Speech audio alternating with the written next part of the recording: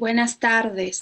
Muchas gracias por acompañarnos en esta inauguración del primer Simposio Internacional del Espacio Cultural San Lázaro, que lleva el título de COVID-19, Retorno a la normalidad o cambio de época.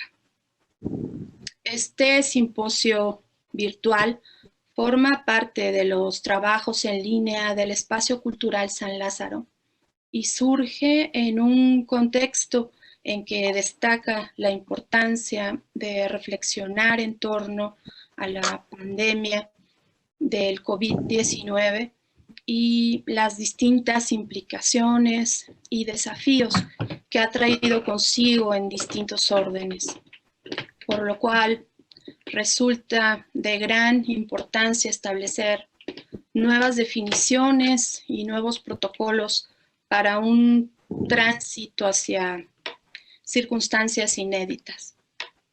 Es por ello que el Espacio Cultural San Lázaro ha propuesto esta plataforma de reflexión en torno al surgimiento de nuevos escenarios, particularmente en 4 ejes que se han propuesto como abordaje de este simposio.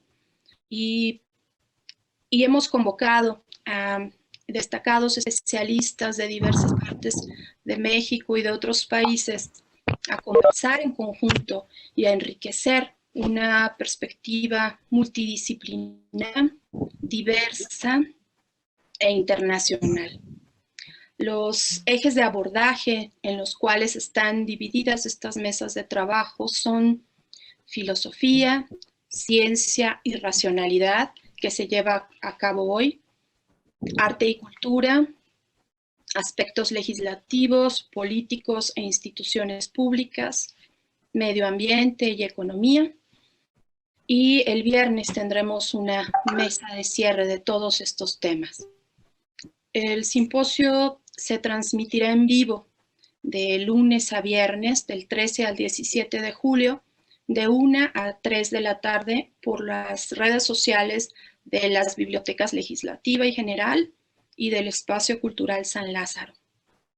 Les invitamos a que nos acompañen en estas transmisiones en vivo.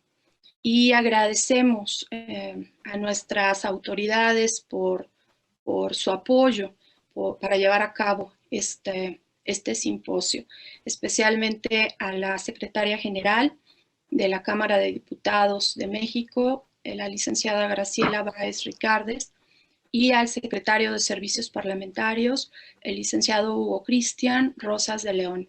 Muchas gracias porque gracias a su apoyo es que podemos llevar a cabo este seminario.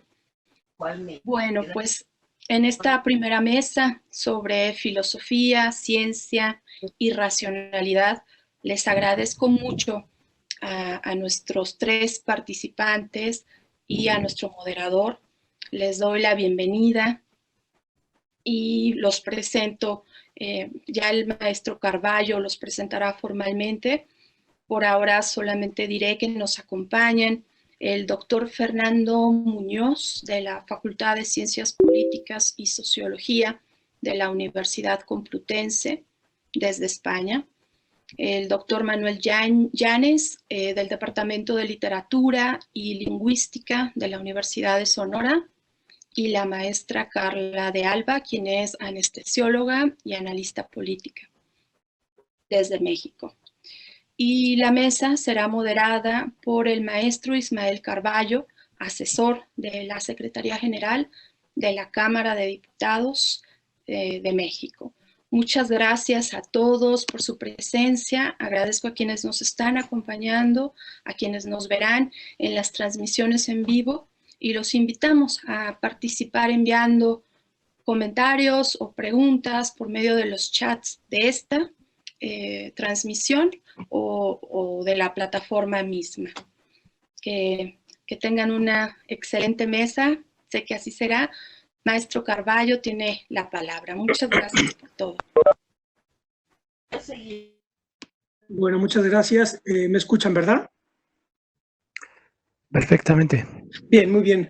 Bueno, pues bienvenidos a a todos los que nos acompañan y gracias a la doctora Vázquez por la presentación de este simposio que coordina ella desde la dirección de las bibliotecas de la Cámara de Diputados y desde la plataforma del Espacio Cultural San Lázaro, desde la que nos sumamos a estos intentos que cada vez son más, a partir de los cuales se trata de hacer inteligible, de comprender con la mayor precisión posible las coordenadas y las tendencias que determinan la situación en la que estamos, por la que estamos pasando todos a nivel mundial, y cuáles son los escenarios que podemos proyectar en el mediano, corto y en el largo plazo, y trazar las rutas que se puedan definir a título individual, pero también a título social y desde luego desde la escala de una sociedad política. El Espacio Cultural San Lázaro pues es la plataforma de actividades culturales y de discusión de la Cámara de Diputados del Congreso de la Unión Mexicano, así que el nivel de responsabilidad y de incidencia de las decisiones que se toman aquí pues es muy alta y desde esa perspectiva es que nosotros queremos contribuir a este debate. Dicho esto, pues debo decir también que me da muchísimo gusto poder haber logrado conformar una mesa tan especial, pues porque se trata de tres grandes amigos, y además nuestra amistad está tejida en función de una suerte de astucia platónica, porque a los cuatro nos vincula la filosofía. Entonces, de alguna manera lo que estamos haciendo aquí es darle continuidad a discusiones que siempre hemos tenido en función desde la filosofía, abordando infinidad de problemáticas de la vida que nos ha tocado vivir generacionalmente. Así que bueno, pues esto es una suerte de homenaje a esa amistad filosófica y esperemos que desde ahí logremos ofrecer un cuadro más o menos consistente y coherente para efectos de que en las mesas sucesivas pueda tenerse un marco que dé coherencia y consistencia a todo lo que vaya a comentarse. La mesa 1 hemos querido titularla como Filosofía, Ciencia y Racionalidad, precisamente para darle situar en una escala general todas las cuestiones que vamos a comentar aquí. Debemos de decir que desde un punto de vista de historia universal, pues una pandemia o una epidemia no es ninguna novedad. En realidad, más bien es una constante. Vista las cosas a escala de historia universal, pues es en realidad una constante, desde luego con muchos siglos entre uno y otro acontecimiento, pero tengo aquí, por ejemplo, este libro de James O'Donnell, que es un profesor de la Universidad de Georgetown de Historia Clásica, La ruina del Imperio Romano, en donde precisamente explica los efectos que tuvo la peste en la época de Justiniano, en el siglo VI. Entre peste, migraciones ilegales y guerras religiosas, se precipitó la caída del Imperio Romano, tal como lo analiza O'Donnell. Entonces, no estamos ante algo nuevo. Lo que sí es nuevo, desde luego, son las coordenadas científico-tecnológicas y económico-productivas y también político-estatales, desde las cuales se está abordando el problema. Es un hecho que era imposible hablar de sistemas de salud pública o de vacunas o de cooperación internacional en materia de salud pública en tiempos de Justiniano o en tiempos de la Edad Media o en tiempos del virreinato novohispano en América, solamente hasta que se configuran los estados nacionales como maquinarias tecnológicas, administrativas, productivas y de coordinación de las relaciones sociales. Entonces es posible hablar de sistemas de salud pública, de producción de medicamentos, de distribución de medicamentos. Entonces, esto sí es lo que es, desde luego, un escenario nuevo. No se diga también las posibilidades que la tecnología nos ofrece para mantener de alguna manera la comunicación entre todos nosotros, como es el caso que ahora estamos teniendo este foro de una manera virtual, prácticamente sin errores tecnológicos. En todo caso, no por el hecho de que estemos todos ya incrustados en un esquema científico-tecnológico que nos envuelve todos en esta vida cotidiana, no por ello deja de ser importante el análisis filosófico como saber de segundo grado, que nos permite sistematizar y esquematizar las tendencias constitutivas de nuestro presente, tal como se nos da. Entonces, lo que vamos a hacer ahora es un intercambio de puntos de vista y bueno, a ver cómo logramos terminar la mesa. La dinámica va a ser la siguiente. Cada participante tendrá un aproximado de 15 o 20 minutos para hacer su planteamiento inicial y después iniciaremos con la mayor flexibilidad posible un intercambio de puntos de vista en función de la primera ronda de intervenciones.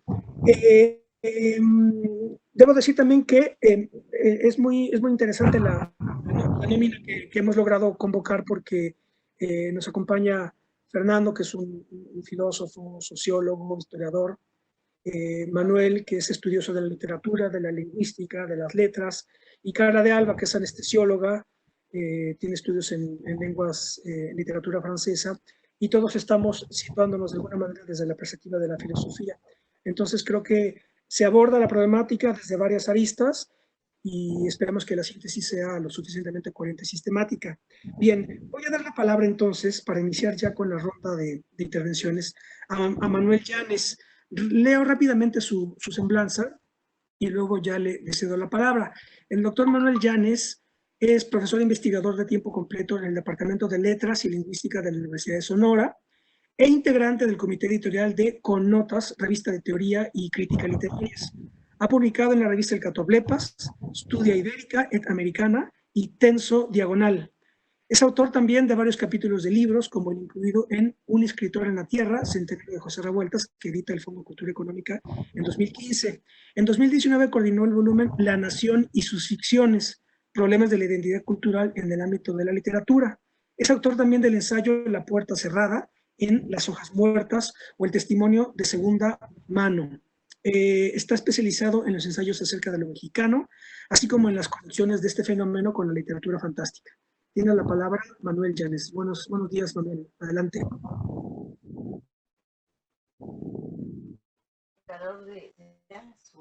No se te escucha, Manuel. Bueno, ahí estamos en contacto. No, intenté sacar hace rato la... No me dejen sacar.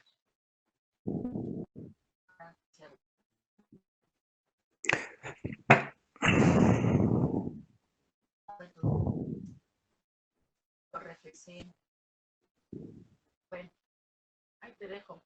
Estoy en una clase también. Bye.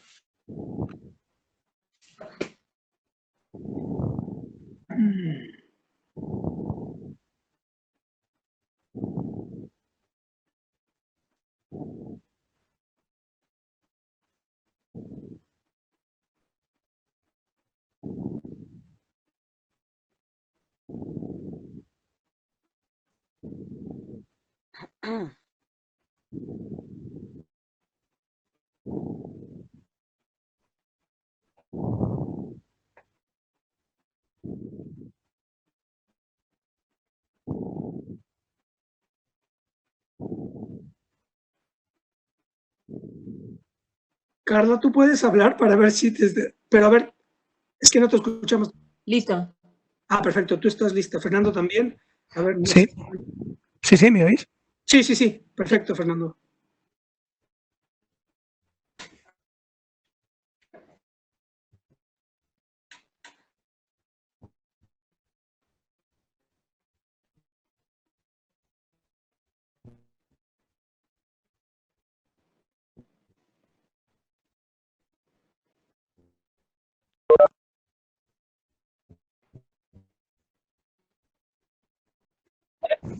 ¿Me escuchan ahora? Sí, perfecto. Con Perdón. mucho eco. Sí, perdón, es que estaba en la computadora, no sé qué pasó, ya me cambié el teléfono. Perfecto. Adelante, Manuel. Bueno, entonces, bueno, pues gracias a todos por la invitación, disculpen por este problema técnico y bueno, saludos a todos, a Fernando, a Carla y desde luego a Ismael. Bueno, Filosofía, ciencia y racionalidad. Yo creo que para empezar habría que empezar a, pues un poco a definir que la misma idea de ciencia, pues hay que problematizarla, ¿no? A veces se dice ciencia, pero se piensa que es una ciencia unitaria pero ya hemos visto, por ejemplo, ahora una manera en la que se puede problematizar ese asunto. Hemos visto cómo, por ejemplo, interviene el doctor Gatell diariamente y al mismo tiempo que interviene, hay otros científicos que lo están contradiciendo, ¿no? Incluso de otros espectros ideológicos, ¿no? Científicos que han formado parte de los ministerios de salud, de las secretarías de salud de otras administraciones federales, de otras administraciones estatales, y que contradicen al doctor Gatell. Entonces eso nos habla ya de una determinada manera de entenderlo la ciencia, ¿no? Que no siempre va a ser una sola manera de entenderla, sino que puede haber diferentes posturas. Yo creo que eso ya es una buena manera de problematizar la idea esta, porque se dice, pues, no, es un asunto científico, ¿no? Esto de la pandemia. Es un asunto que le compete a los científicos. Sí, pero luego resulta que al interior de la comunidad científica hay una dialéctica, ¿no? Están ellos sosteniendo un enfrentamiento constante y ese enfrentamiento vienen determinadas políticas públicas, porque eso es lo que me lleva a mi siguiente comentario. También se ha dicho, ¿no? Desde ciertos medios, por ejemplo, Letras Libres publicó un artículo que se llama, el título era algo así como, decía, no, el nacionalismo no es la solución para acabar, para esta cuestión de la pandemia. No se va a acabar con nacionalismo, no se va a acabar la pandemia, no se puede combatir la pandemia con nacionalismo. Bueno, pero resulta que cada estado ejerciendo su soberanía ha tenido una determinada manera de afrontar la pandemia. Desde los estados que han decidido cerrar fronteras, por ejemplo, regular el tráfico aéreo, hasta los estados que niegan que el cierre de fronteras, dicen, no, es que no hay evidencia, no hay suficiente evidencia científica para decir que el cierre de fronteras garantiza la no propagación del virus.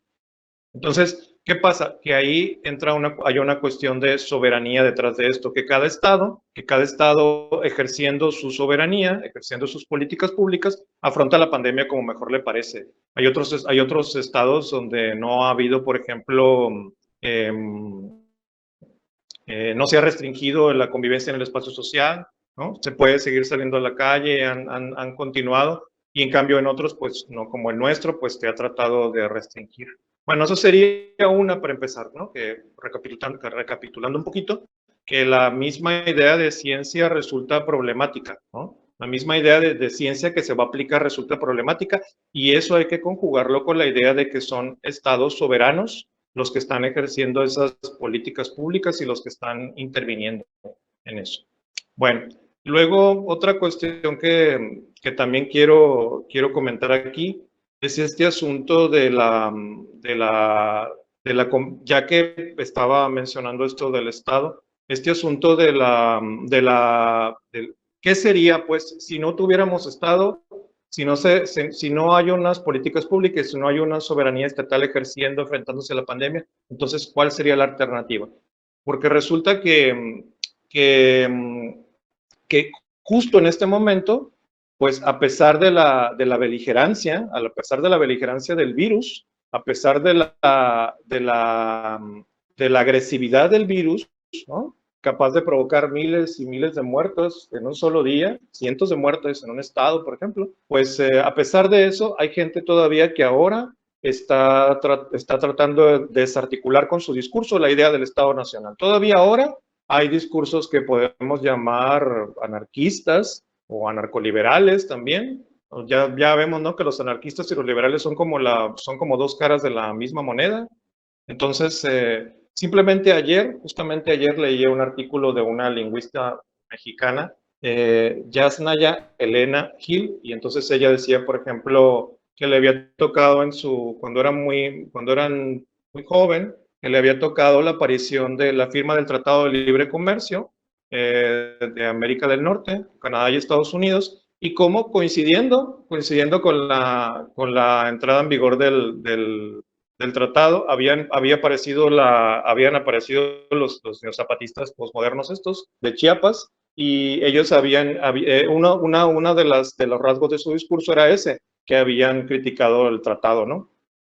Bueno, entonces, y ahora dice justo que se ha firmado otro tratado, ya que perdió vigencia el anterior, hay otro tratado nuevo, un tratado renovado, en el que intervienen también Estados Unidos y Canadá, y justo en este momento dice, en aquel entonces dice, la lucha del ejército zapatista era una lucha para reivindicar el Estado, influir en el gobierno. Dice, en cambio ahora no, dice, ahora la alternativa que tendría el ejército zapatista sería la descomposición del Estado y la nueva forma la búsqueda de nuevas formas para eso. Entonces, es así como un anarquismo, ¿no? Reivindicando políticas anarquistas, sobre todo porque ella dice, ¿no? Que les preguntan mucho a los zapatistas, ¿por qué ahora, cuando hay un gobierno de izquierda en México, sigues con tu actividad? Tenía sentido antes, pero ahora no, pues es que los objetivos son otros, es otra generación de izquierda, en todo caso, la del ejército zapatista, diferente a la generación de izquierda que está ahorita en el gobierno. Entonces, pues justo en ese momento, cuando los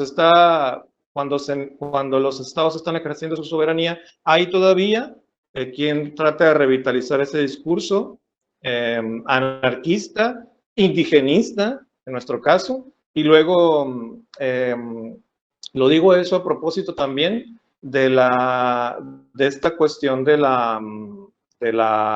de qué sentido tienen, por ejemplo, ahora que hay una carrera por la vacuna, ¿no? Digamos, así como antes, en los tiempos de la Unión Soviética, en los tiempos de la Guerra Fría, todavía ahora existe, o sea, se hablaba de una carrera armamentista, la búsqueda de las armas más letales, o la búsqueda, por ejemplo, de la colonización del espacio, ¿no? A ver quién llega primero a la Luna, si los soviéticos o los norteamericanos, ¿no? Ya sabemos lo que pasó. Pues ahora hay como una carrera entre los estados soberanos por la vacuna, ¿no? Por la neutralización del virus. Y ya salió allá en Rusia un medicamento, ¿no? Que tiene un 90% de efectividad. Entonces, justo en ese momento, cuando se habla de esto, ¿qué pasa? Que coincide una pandemia terrible, coincide con la beligerancia de discursos irracionales, ¿no?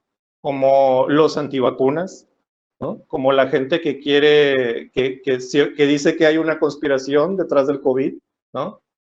O como los negacionistas del COVID, ¿no? Y estrellas por ahí, incluso del espectáculo, que andan por ahí dándole beligerancia a gente que anda difundiendo sus discursos, ¿no? Entonces, mientras está, digamos que buscando por todos los medios una solución del problema por el lado científico, hay gente que se opone, ¿no? Ya sea para desautorizar la preponderancia del Estado, que es una institución supuestamente caduca, o ya sea para desautorizar la medicina que se hace dentro de esos estados. Eso sería una primera intervención.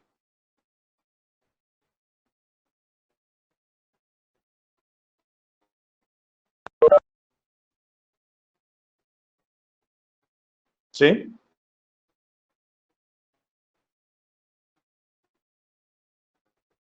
No te escuchas, Ismael. ¿Ya? Ya. Perdón. Muchas gracias, Manuel. Yo destaco aquí brevemente tres cuestiones que tú planteas. Por un lado, lo que se llama, lo que se conoce como el problema de la unidad de la ciencia, porque en efecto, pues, hay una dialéctica interna dentro de los saberes científicos, y entonces esto sería un primer plano, el plano científico-tecnológico y la dialéctica entre saberes científicos, que además está cruzada sobre todo con disputas políticas al interior de cada uno de los estados, porque yo creo que aquí esto que planteabas tú de las críticas internas que se hacen a la gestión que está haciendo actualmente el gobierno federal, yo creo que es perfectamente replicable. Ahora Fernando nos contará quizá, es perfectamente replicable en cada una de las naciones, ¿no? Es decir, en la dialéctica política interna de cada una de las naciones están también discutiendo sobre la pericia o la efectividad de las medidas supuestamente científicas que se están haciendo para gestionar la crisis. Por otro lado, destaca un plano político-ideológico o ideológico-político, en donde tú planteas, por un lado, pues la centralidad que están teniendo los estados nacionales como la unidad fundamental, el interlocutor fundamental para gestionar la problemática de la pandemia. Creo que eso ha quedado claro. Y por otro lado, pues la permanencia de estos discursos anarquistas, que como bien señalas, el anarquismo y el liberalismo son las dos caras de la misma moneda, que están enderezadas contra la centralidad del Estado como módulo fundamental para la gestión de los procesos y de los problemas, como en este caso el de la pandemia.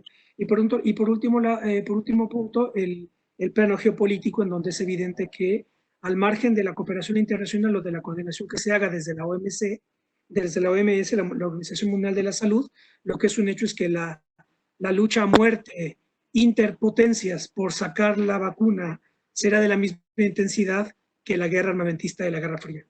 Tiene ahora la palabra Carla de Alba. Solamente leeré rápidamente su semblanza. Carla es egresada de la carrera de médico cirujano por la UNAM en 2000, con especialidad en anestesiología y con alta especialidad en manejo anestésico del paciente con alto riesgo quirúrgico. Ha participado también como profesor en el ámbito de escenarios clínicos simulados, con énfasis en la detección, tipificación, abordaje y manejo de situaciones de riesgo o escenarios inesperados. Cursó también una segunda carrera universitaria en lengua y literatura francesa en el área de crítica literaria, enfocándose de manera general en problemas vinculados a la filosofía política, que van desde la bioética, las implicaciones políticos sociales de los avances científicos más generales, las cuestiones relativas a la historia contemporánea, la literatura, la política, las políticas de desarrollo económico de México, hasta las discusiones ideológicas vigentes, participando en seminarios, congresos, mesas de discusión y conferencias dentro del ámbito universitario, la radio y la televisión. Actualmente cursa estudios de maestría en Administración Hospitalaria y Salud Pública en el Instituto de Estudios Superiores de Administración Pública. Tiene la palabra Carla de Alba. Bienvenida, Carla. Bueno, antes que nada, gracias por la invitación. Hola a mis compañeros de mesa.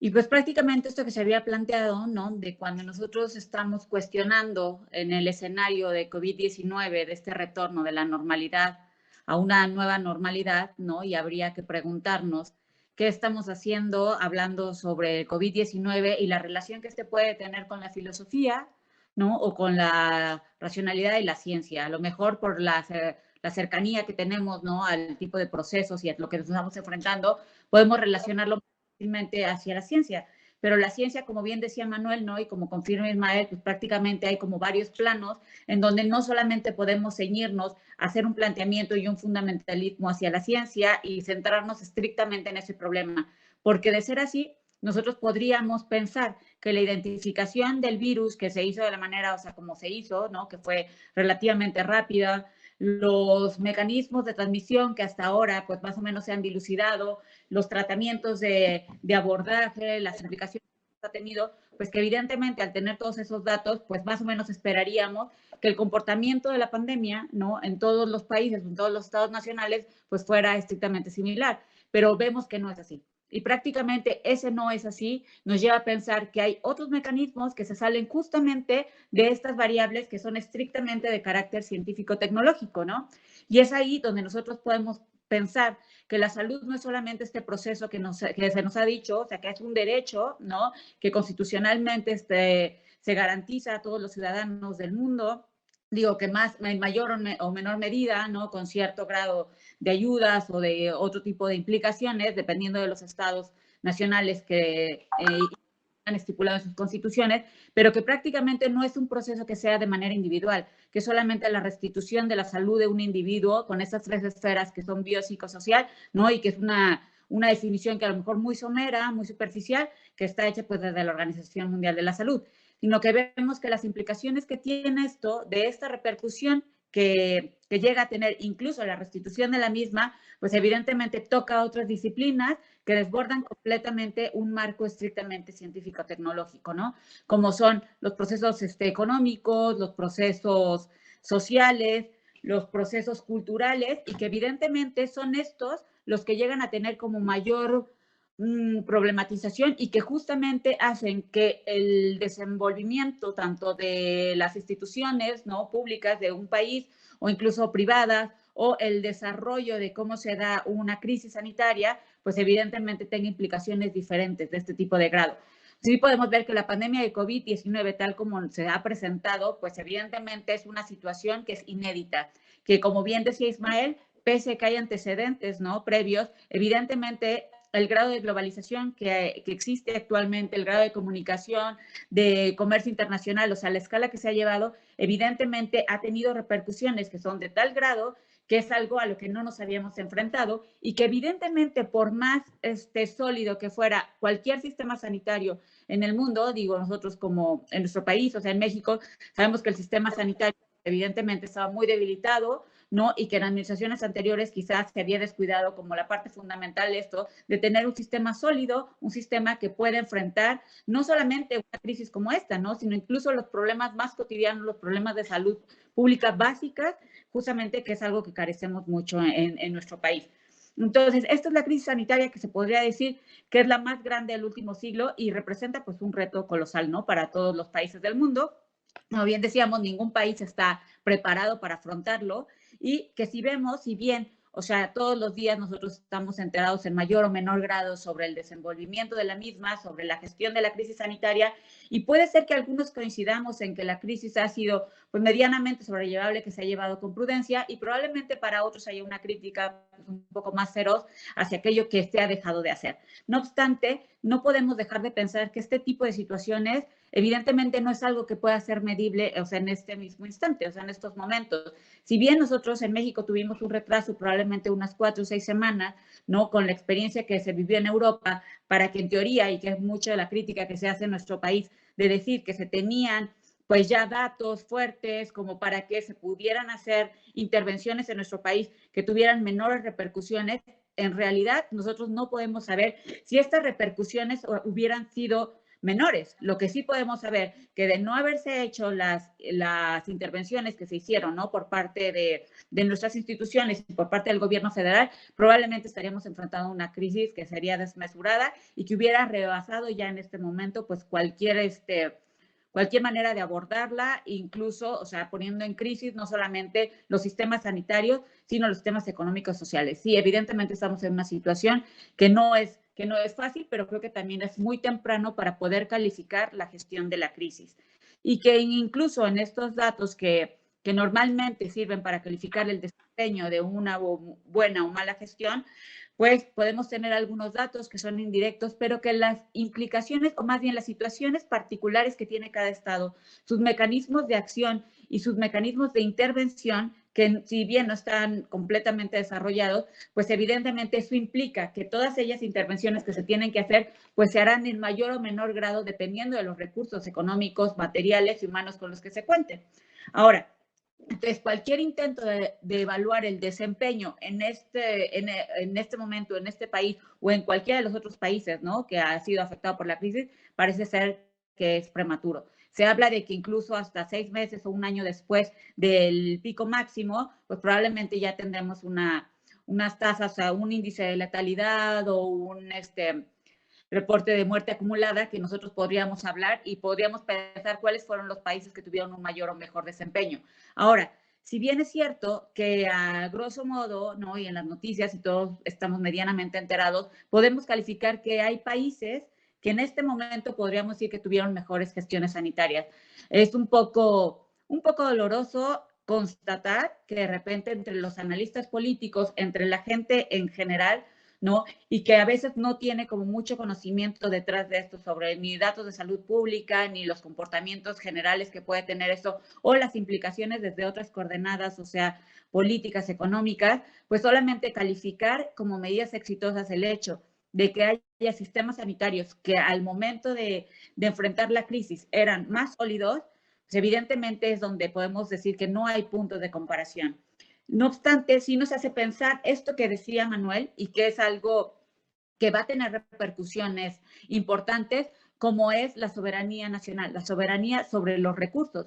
Porque si bien, o sea, nosotros podemos pensar que hay gestión y diferentes modelos sanitarios, diferentes implicaciones según esos modelos adoptados por países, pues evidentemente algo que se vio y que se vio al principio, incluso en este país, cuando nosotros teníamos 4 o 6 semanas de retraso, es que justamente los recursos sanitarios, los materiales sanitarios y todos aquellos que se habían evaluado que en algún momento podrían ser utilizados o que iban a ser pues recursos que se tendrían que tener a mano, pues nos damos cuenta que evidentemente eran recursos que para otros países eran una moneda de cambio, ¿no? Era una moneda de cambio para mantenerse en el juego, incluso para con sus mismas sociedades políticas, para poderlas mantener a flote, también para poder negociar con otros países y para hacer un intercambio con ellos mismos para poder salir beneficiados. Entonces, aquí se rompió este mito de la humanidad como tal, de la globalidad, de una armonía entre todos los países y se vio claramente que había una guerra de recursos sanitarios.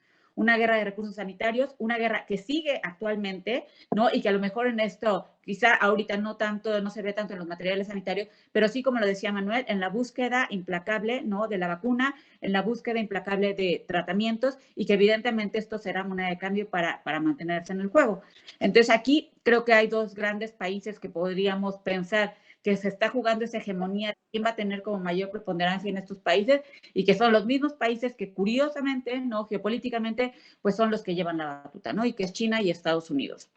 Entonces, si bien podemos pensar que al principio China probablemente con el comportamiento que tuvo o que nos dicen que tuvo, nosotros podemos pensar que tuvo mayor control sobre sus mecanismos de transmisión, sobre su población, que lo que hizo Estados Unidos, ¿no? Que podemos pensar que a lo mejor tuvo un comportamiento más liberal, pues eso, como bien lo dijimos, ahorita es un poco prematuro y más tarde seguramente estará llegando mayor información.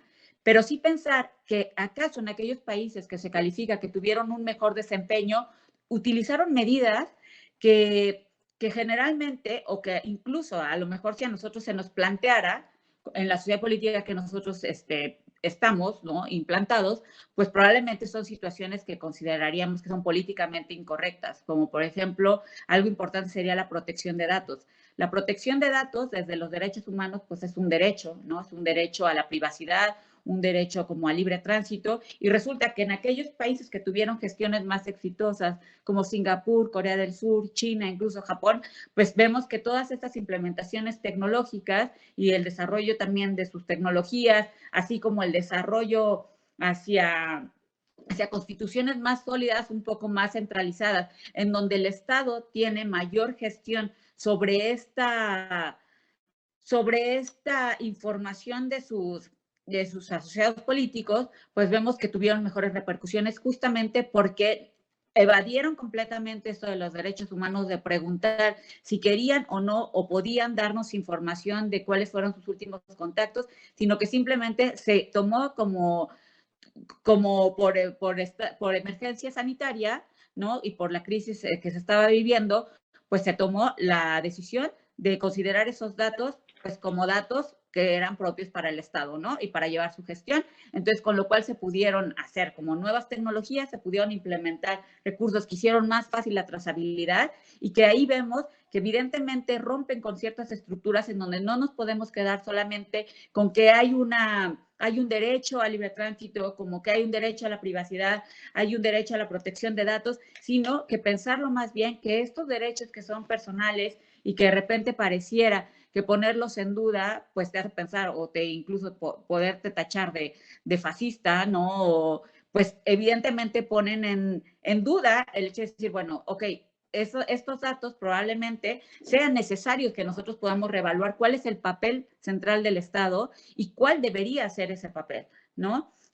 Nosotros creo que teníamos como sociedad varios factores desfavorables, ¿no? No solamente por como decía, el modelo sanitario que tenemos, ¿no? Y el debilitamiento del mismo, de nuestro sistema nacional de salud, sino que simplemente había una descoordinación total que por fortuna, bueno, se había tomado batuta por el INSABI, y que eso permitió también que hubiera una coordinación pues más equilibrada, ¿no? Como entre todos los actores. Ahora, si bien es cierto que nosotros podemos pensar el virus, o bueno, la crisis sanitaria, ¿no? Por COVID-19, como por una parte, pues mantener el virus, por otra parte, pues los aspectos epidemiológicos, y por otra parte, ya como tal, la gestión sanitaria, o sea, del personal de salud, vemos que estos probablemente, aunque estén descritos y aunque haya ciertas predicciones, o sea, a nivel epidemiológico, que nos permitan normar conductas, pues vemos que en realidad está completamente ligada a los recursos que decíamos, ¿no? Los recursos técnicos, los recursos humanos, los recursos materiales,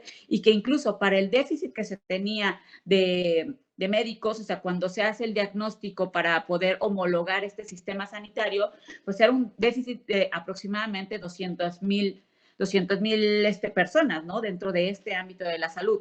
Y vemos que pese a eso, o sea, y con las convocatorias que se hicieron, con las conductas que se normaron para poder reconvertir los hospitales, pues al menos algo que hemos tenido hasta ahora es que los pacientes han podido ser atendidos. Evidentemente, como bien decía Manuel, no es un virus que sea cualquier cosa como se pensaba en un principio, sino que el impacto es importante, y sobre todo en aquellos países que tienen comportamientos de enfermedad grave, en los cuales son semanas de convalecencia, y que evidentemente eso podría haber rebasado el sistema sanitario de nosotros, y pues vemos que eso no pasó, ¿no? Además, la ciencia, recordemos, pues no es solamente estar pues generando conocimientos, es la generación de este conocimiento, sino la interpretación del mismo, y sobre todo la interpretación desde otras coordenadas, no solamente desde coordenadas estrictamente sanitarias, porque esta crisis, si bien es una crisis sanitaria, las implicaciones rebasan y desbordan completamente el ámbito sanitario, y que tiene repercusiones políticas, económicas de otro ámbito. Y entonces aquí también la gestión política, ¿no?, que se puede hacer con suficiencia y que se puede hacer con prudencia, pues evidentemente tendrá mayor o menor impacto, así como también que fue muy criticado, ¿no?, el hecho de decir de no cerrar fronteras, del tomar en consideración políticas de mitigación en lugar de supresión, viendo que el país, finalmente es un país que económicamente tampoco tenía mucha solvencia, ¿no?, para afrontar una crisis así, desde medidas que fueran estrictamente, pues, de supresión. O sea, entonces creo que hasta ahora las medidas tomadas de mitigación, la información que se ha dado, si bien con sus bemoles, porque también vemos que hay muchos enfrentamientos, y que eso tampoco permite que la comunicación pueda ser clara para todos, ¿no? Entonces, creo que también esas repercusiones, pues habrá que medirlas, habrá que limitarlas, y pues habrá que ser pues prudentes para esperar dar un diagnóstico final de esto. Por mi parte, bueno, hasta aquí sería mi intervención. Muy bien, muchas gracias, Carla. Bueno, rápidamente yo subrayo algunas cuestiones que mencionaste. Esta conexión entre el derecho a la salud y el sistema de salud no tiene caso solamente postular un derecho humano a la salud sin que se tenga una estructura que permita que ese derecho se cumpla. Por otro lado, la cuestión de que la evaluación de la gestión de la pandemia por los estados solamente se podrá hacer en el mediano plazo, en el mediano o en el largo plazo. Se podrá evaluar una vez que todo ocurrió, pues se podrá saber qué tan bien o qué tan mal gestionó uno u otro gobierno, pero hacerlo en tiempo real prácticamente es imposible, y todas estas evaluaciones o críticas que se hacen en tiempo real pues obedecen a la dinámica política y a los conflictos políticos propios de toda sociedad política. También un punto importante que también se conecta con lo que mencionaba Manuel, el hecho de que el abastecimiento médico está sujeto y sometido y ajustado a la más encarnizada lucha entre los estados.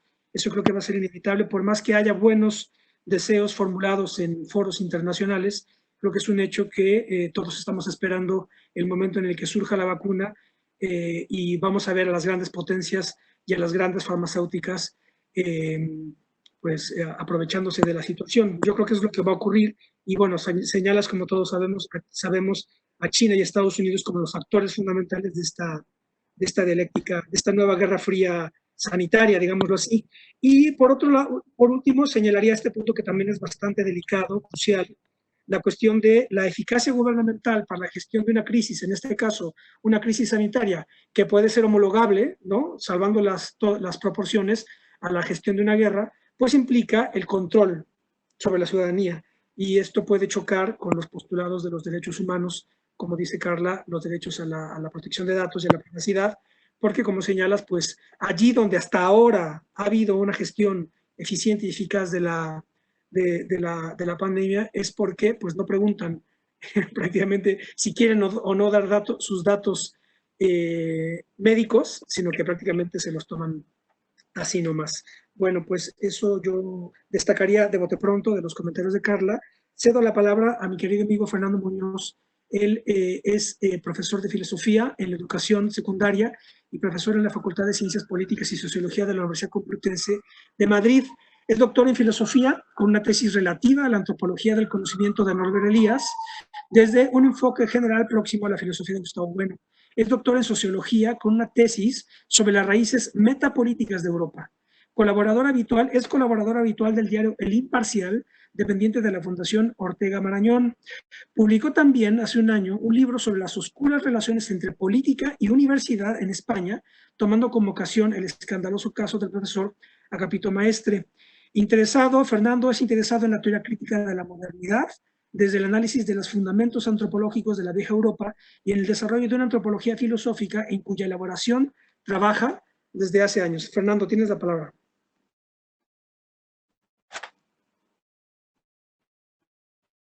¿Sí? ¿Se me oye? Ya. Bien, pues muchas gracias, Ismael, por la invitación. Es un placer y un honor compartir esta mesa y trataré de estar a la altura de las magníficas intervenciones que acabo de escuchar. Va a ser muy difícil que trate de establecer entre ellas alguna forma de simploqué, como tú decías antes, ¿no? Voy a intentar hacer otra cosa, contar rápidamente, moverme en el terreno que más o menos conozco, ¿no? Y atenerme pues a los títulos tanto del simposium como de la mesa en la que participamos. En el simposium preguntabais por el COVID-19 y sobre una vuelta a la normalidad o un cambio de época. Inmediatamente me vino a la cabeza un titular de una entrevista reciente que había hecho el escritor francés Michel Houellebecq, donde decía el titular que después del COVID todo iba a seguir igual, solo que un poco peor. Yo creo que tiene razón Houellebecq con la siguiente matización. Hemos llegado a un punto, a un extremo en el que un poco peor ya no puede seguir igual, no puede seguir siendo lo mismo. Es decir, utilizando aquella vieja idea, por lo demás metafísica, del marxismo, ¿no? Un cambio mínimo de cantidad en un momento crítico puede dar lugar a una diferencia de cualidad. Yo creo que un poco más significa ya otra cosa en este caso. Es decir, que estamos, yo creo que verdaderamente, no en un cambio de época, porque parece que esto es hacer suspensión del pasado, ¿no? La epogé. Se trata de una inflexión muy profunda de un proceso que, sin embargo, es multisecular, es muy anterior. ¿Qué es esto que así, muy sucintamente y casi siempre sin saber muy bien lo que decimos, llamamos la modernidad? Yo creo que estamos ahora sí poniéndole límites o transgrediendo las fronteras de la modernidad, no para iniciar algo nuevo, inédito, eso nunca pasa en la historia, sino para reconocer un terreno en el que todo lo anterior ha quedado transformado. Es decir, la novedad no procede de fuera, no es absoluta, sino que procede de una reconfiguración de materiales ya conocidos, anteriores, ¿no? ¿Cuáles son esos materiales? ¿De dónde procede que se reconfiguran ahora con motivo de la pandemia? ¿Qué es lo que la pandemia significa de nuevo? ¿En qué consiste la reconfiguración? ¿Y qué es lo que traía de atrás? ¿Qué es cuáles son esos materiales que esta pandemia va a refundir, transformar o con los que va a llevar a cabo la metamorfosis de la que surgirá quizás una sociedad nueva? Yo creo que bien, pues se trata justamente de la modernidad. ¿Pero qué es la modernidad? Se podría escribir una enciclopedia sobre, y se han escrito, o sea que no es desde luego ya algo intencional, sino que está realizado, o sea que conoce la modernidad en todos sus aspectos o dimensiones. Yo creo que el nervio de nuestras sociedades, de todas, consiste, o la modernidad de nuestras sociedades consiste en un proceso de atomización. La modernidad o el proceso de modernización de las sociedades tradicionales, de las sociedades premodernas, es un proceso de erosión de modos de relación interpersonal de carácter no político, sino antropológico, que justamente la modernidad pone en entredicho, o mejor, la modernidad consiste en la disolución, la disociación, la desvinculación de las relaciones interpersonales propias de las sociedades tradicionales, lazos, vínculos, relaciones que no tienen carácter político, sino antropológico. Eso sucede así, a mi juicio, en Europa. Esa sociedad anterior que la modernidad destruye, o mejor, en cuya destrucción consiste la modernidad, es lo que se llamó la comunidad universal. O con un nombre que resultará que despierta ampollas, sobre todo aquí en Europa, no sé si en México también, la cristiandad.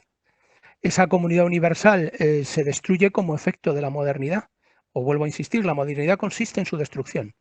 Definir qué es la modernidad es muy difícil porque la modernidad no es un proceso estrictamente negativo. Por poner un ejemplo tópico, la idea de libertad que la modernidad esgrime es estrictamente negativa. Libertad significa, desde antes de la Revolución Francesa y desde luego posteriormente, significa desvinculación, no subordinación, ruptura de lazos entre individuos, de manera que desvinculados unos de otros nos colocaremos todos en el mismo plano. Y esto es lo que significa igualdad. Estamos todos en el mismo plano, quedamos ecualizados, igualados, homogéneos, y en esa medida somos libres, porque nos hemos desvinculado unos de otros. De manera que lo que va resultando en el proceso de desvinculación, Dostoyevsky dice que la modernidad es la era del aislamiento mutuo. En ese proceso de disolución, de desvinculación, empezando por la desvinculación de los lazos feudales de los siervos hacia sus señores naturales, pasando en el extremo actual, pues la desvinculación de los lazos de parentesco, de la subordinación de la mujer al varón o de los menores a los mayores en el contexto de la familia, etc. Todo este proceso de desvinculación arroja como resultado una cosa que llamamos la sociedad. Curiosamente, la sociedad es efecto de un proceso de disociación. La sociedad. Y la sociedad, pues entonces tiene la forma, en realidad no tiene forma, consiste en una nube, polvo de individuos, lo llega a llamar Maritain, por ejemplo, un polvo de individuos, una nube que requiere de algún tipo de fuerza de cohesión, de principio de unificación o de totalización, que ya no encuentra inmanente, interno, es decir, ya no las fuerzas de cohesión no son estructuras internas a los individuos, sino que desde fuera, como una especie de continente que recogiera las moléculas de un gas que tiende a la expansión, pues tiene que ser unificado. Y eso, a mi juicio, es lo que viene a hacer el Estado. El Estado y el mercado, que no son contrapuestos. Los mercados nacionales surgen al ritmo de los estados nacionales. No son más que el otro costado del proceso de mercantilización. Estados y mercados forman lo mismo.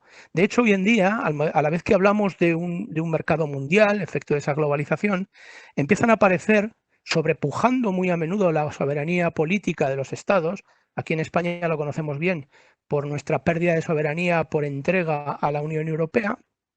Pero bueno, mucho más allá de la Unión Europea aparecen esas instancias que no son un Estado mundial y que pueden convivir con los Estados nacionales, que son el Fondo Monetario Internacional, que son el Banco Mundial, la OCDE o la OMS recientemente. Es decir, instancias que presionan y ejercitan un poder político sobrepujando a la soberanía nacional.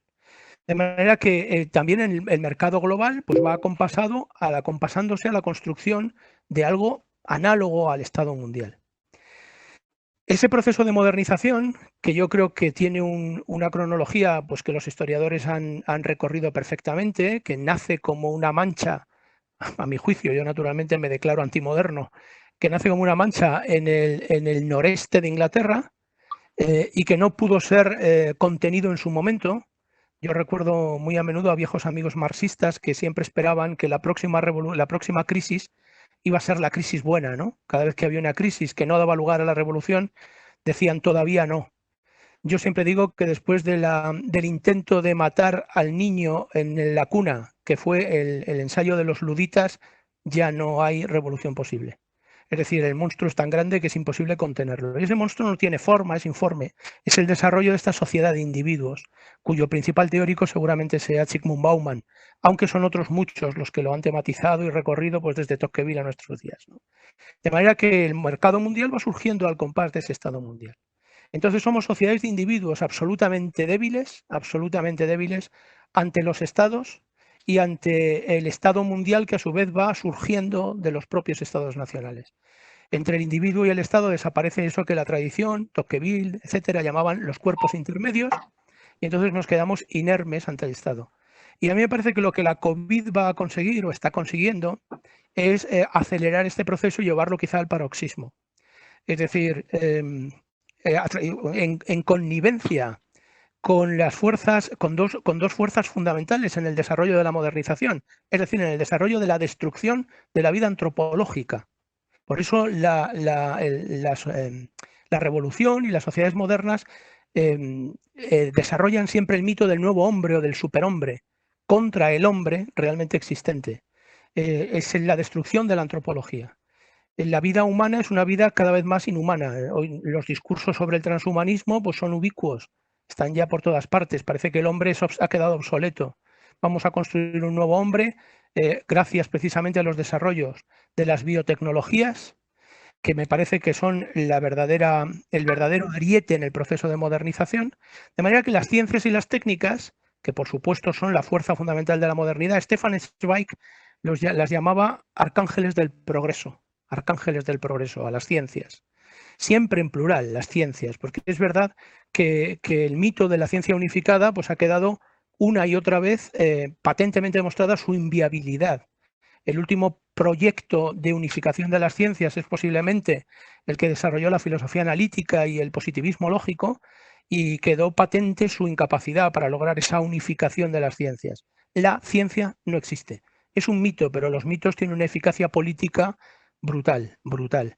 La ciencia, yo imagino que el doctor Gatell es el doctor Simón Sí. en México. Y aparece investido, le falta únicamente el vestimenta talar como un gran sacerdote que dictamina desde su posición privilegiada, es decir, desde su cercanía con la presunta verdad que conoce en virtud de su carácter de científico, todas las medidas que haya que tomar, pero como ha dicho Carla, evidentemente estamos hablando de unas técnicas imbricadas en la vida práctica, con consecuencias económicas, biológicas. La idea misma de salud es una idea absolutamente discutible, como sabe cualquiera que se haya planteado un momento cuestiones de bioética, ¿no?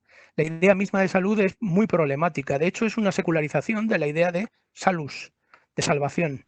De manera que todo esto forma un conglomerado complicado. Las ciencias y las técnicas, que son el referente real de la idea moderna de razón, el ariete, como digo, de la modernidad, son terriblemente problemáticas. Y sobre todo cuando arrojan como resultados tecnológicos esas ingenierías que son las biotecnológicas y las de la telecomunicación, que a mí me parece que van a contribuir a realizar el sueño de la modernidad, que para mí es una auténtica pesadilla.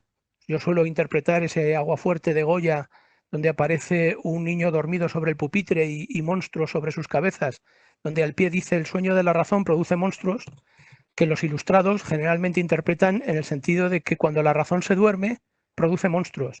Yo creo que de lo que se trata es de otra cosa, es el mito de la razón, el mito de la ciencia, el mito de la salvación o la salud del hombre, merced a las ciencias y las tecnologías, lo que produce monstruos. De manera que creo que esto es un poquito peor. Comparto con Houellebecq la estimación de que ya estábamos mal y que vamos a peor, pero no comparto con él la idea de que ese poquito peor es únicamente un grado más. Yo creo que a partir de este momento se va a producir una auténtica inflexión. Todas las herramientas biopolíticas tan magníficamente analizadas, pese a su mala gestión o mala interpretación, yo creo que hay que volver a él, también interpretadas por Michel Foucault, pues hoy en día él mismo yo creo que se quedaría asombrado con el nuevo uso que las ingenierías genéticas y las tecnologías de la información en plena continuidad están ofreciendo. A mí me llama mucho la atención, por ejemplo, que las grandes inversiones gubernamentales de las grandes potencias mundiales se dedicaran a dos frentes. Uno de ellos yo creo que parece que no ha dado de sí lo que prometía, que es el análisis, el estudio del grafeno. Y el otro es el estudio de las neurociencias. Recuerdo haber visto a un científico estadounidense con un cerebro en la mano diciendo que aquello que le cabía en la mano era imposible, que no lo conociéramos con absoluta precisión en menos de una década. El error que cometía naturalmente consistía en pensar que lo que tenía en la mano era al ser humano, era el alma humana, era el yo. Lo que tenía era naturalmente un cerebro. Y conocido el cerebro no se conocía al hombre, este es mi punto de vista. Pero ¿por qué con el grafeno convergen esas investigaciones? Porque se trataba de crear el cyborg. Se trata de introducir en nosotros las herramientas de una gestión biopolítica perfecta. Es decir, que el Estado, que como decía, desde el momento en que se destruyen las estructuras antropológicas, comunitarias, que nos mantenían vinculados, sirve a cumplir esa función desde fuera, pues va a poder hacerlo de una manera, por decirlo de alguna manera, perfecta, una gestión absoluta de nuestro nacimiento, nuestra educación y nuestra muerte. Y, no sé, el otro día estuve leyendo un texto magnífico de un anarquista reaccionario, que también los hay, que es Philippe Ariès, que es una historia de la muerte en Occidente, donde bueno, sencillamente muestra las maneras de morir de la medievo, de la comunidad universal y las nuestras actuales. Yo creo que son un espejo de nuestra manera de vivir.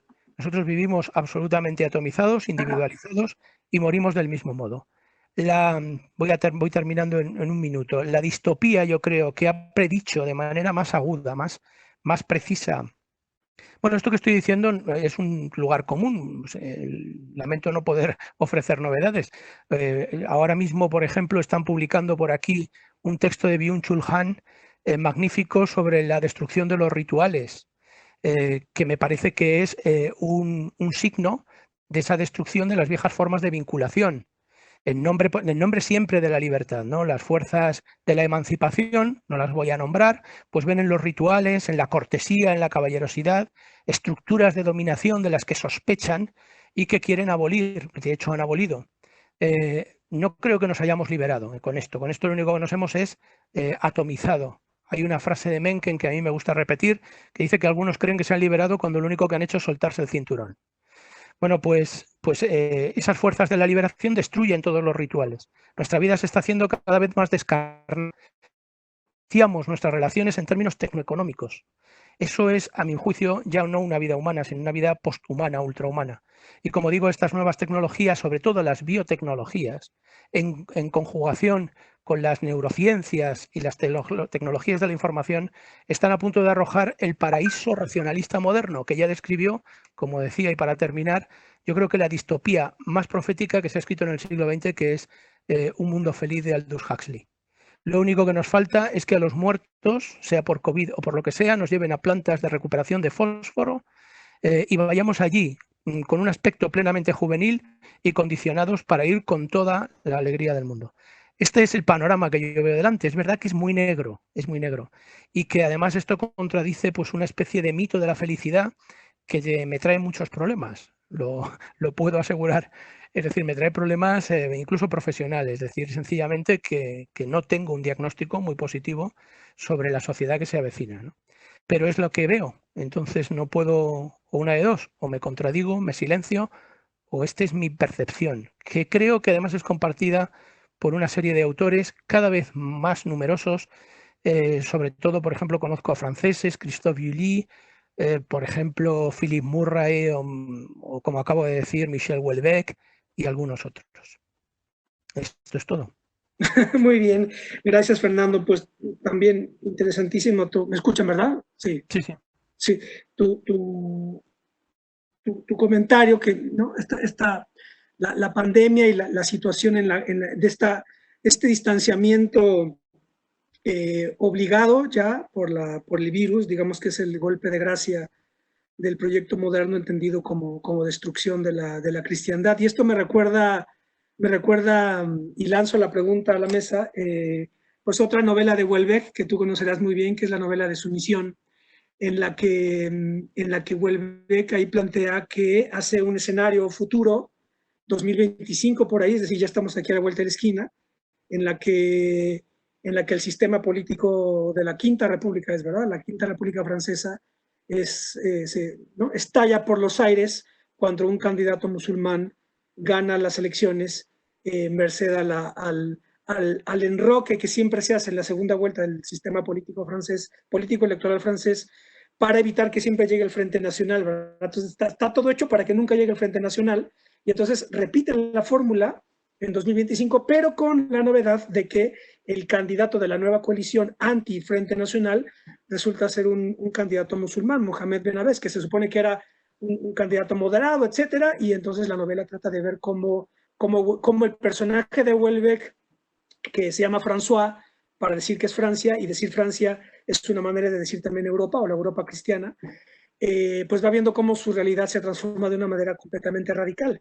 Pero a mí lo que me llama la atención, y aquí te quiero hacer la pregunta, y pongo la pregunta en la mesa, es ¿con qué se va a sustituir eso? Es decir, si la pandemia va a terminar con el aislamiento ya absoluto y claro, porque es total, es decir, esa pulverización o atomización de las sociedades a través del mercado y el Estado como procesos de racionalización de sociedades premodernas, es decir, sociedades cristianas, ahora literalmente tenemos que ponernos cubrebocas y unas caretas y no salir de casa. Entonces prácticamente, como dices tú, pues es el tiro de gracia de ese proceso de atomización de la sociedad. Ahora bien, la cuestión aquí que lo que plantea Houellebecq, dice, claro, esto es lo alarmante. Houellebecq plantea que el candidato islámico en esta novela se inspira en Augusto. Entonces dice, claro, mi modelo es Augusto, es decir, el Imperio Romano. Y dice, aquí de lo que se trata entonces es de reinterpretar la historia universal en función de tres fases fundamentales: Roma, la cristiandad y el Islam.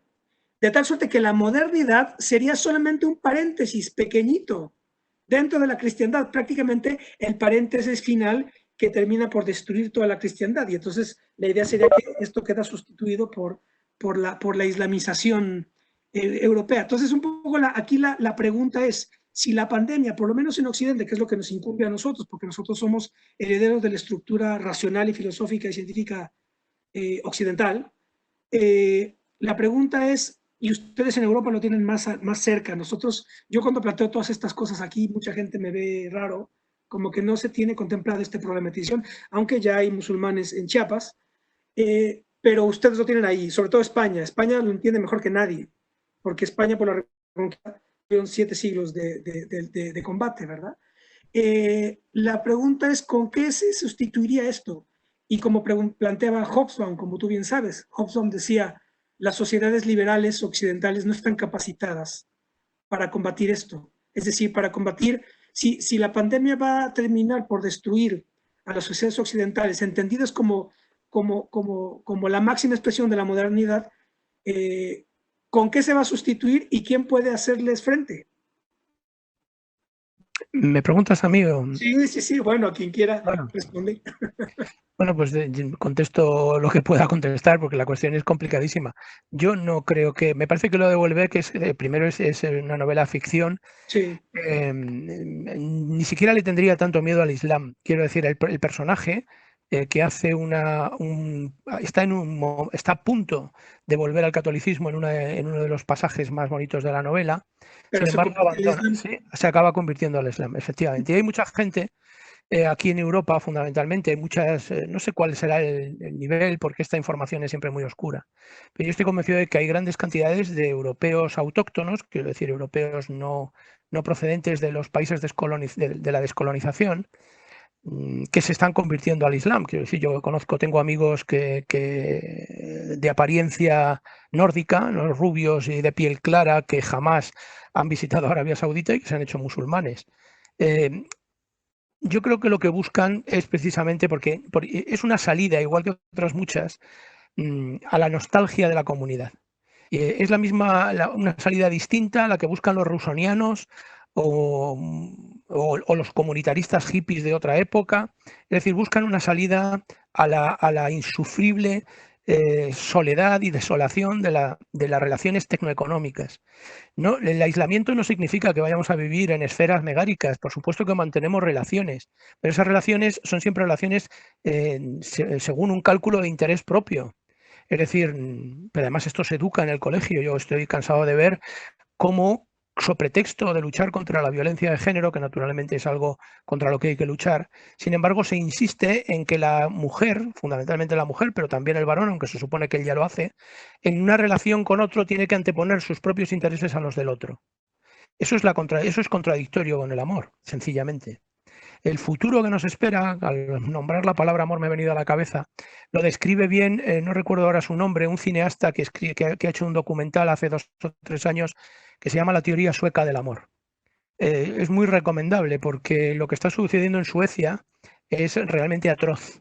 Es decir, hay una agencia dedicada a retirar cadáveres de ancianos que mueren sin testar, dejando grandes cantidades de dinero que el Estado se encarga de gestionar porque no se molestan sencillamente en donarlo, en dejarlo a terceros, han perdido todo contacto familiar y para esto existe ya un departamento del Estado. Quiero decir que es un número importante de personas las que se encuentran en esta situación. Es una especie de egolatría en la que nos encontramos. El énfasis en el yo recuerdo que Alfonso Reyes decía, hablando de 4 ingenios, un ensayo sobre autores medievales, decía que entonces, hablando del medievo, el yo era ridículo y hoy se ha convertido en absoluto, ¿no? Bueno, pues este es el principal problema social que tenemos.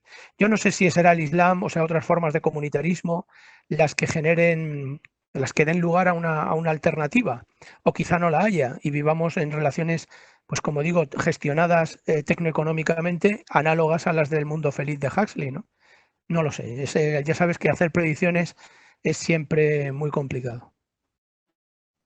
Carla, Manuel, comentarios. Carla. Bueno, finalmente eso que decías, ¿no? De que quién ocuparía ese lugar, pues como bien dice Fernando, yo creo que es algo que no sabemos, o sea, que el futuro está por escribirse y que justamente pues los comportamientos los veremos a largo plazo, porque justo esto que me pareció muy interesante lo que decías, ¿no? Que de repente sí, claro, se califica como el éxito de la gestión sanitaria con base en datos, ¿no? Como en datos concretos, en datos sólidos, y que de repente no se ve el comportamiento que está alrededor de justo por qué se comportó la pandemia de cierta manera en uno o en otro lado, ¿no? Aquí en México ha sido muy criticado el papel que dicen, el hecho de que en una misma familia hayan varias personas que están infectadas, que van a un hospital y que esperan ver a su familiar y que no importa y se quedan 48 horas afuera, 72 horas y que está toda la familia ahí, pese a la recomendación sanitaria de que tienen que estar lejos, tienen que estar en casa, de que probablemente sean un contacto potencial de contagio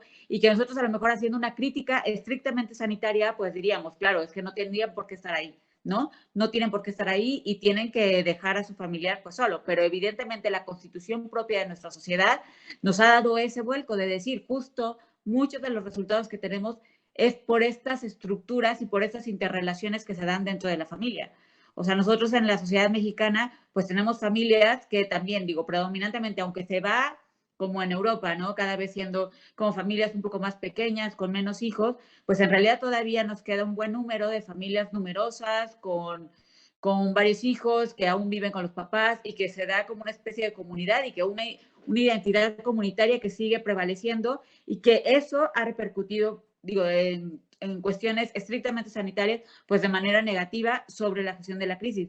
Pero que por otro lado, si lo podríamos pensar como desde el punto de vista antropológico, pues también ha sido una especie de acompañamiento, porque es una especie de acompañamiento donde probablemente los últimos días de estas personas, ¿no? Que después son pacientes y que probablemente lleven a momentos de función, pues sus últimos días los pasaron justo en esta convivencia, con estructuras familiares que les son completamente cercanas y que es algo que aquí a lo mejor ha costado trabajo y que se dificulta más por el tipo de cultura que tenemos, ¿no? Por esta referencia a la cristiandad, donde también nosotros la cuestión familiar es un núcleo muy, muy fuerte, muy sólido todavía y que esperemos, digo, no lo sabemos, no pues decimos el futuro está por escribirse, pero que veamos qué repercusiones tiene, porque aquí, por ejemplo, en el momento en que decían que tú no puedes hacer un velorio, no puedes hacer un funeral, no puedes ir a enterrar a tu familiar, pues mucha gente se lo brincaba. Y te digo, y desde una gestión estrictamente sanitaria, podemos hacer una crítica y decir que, bueno, es algo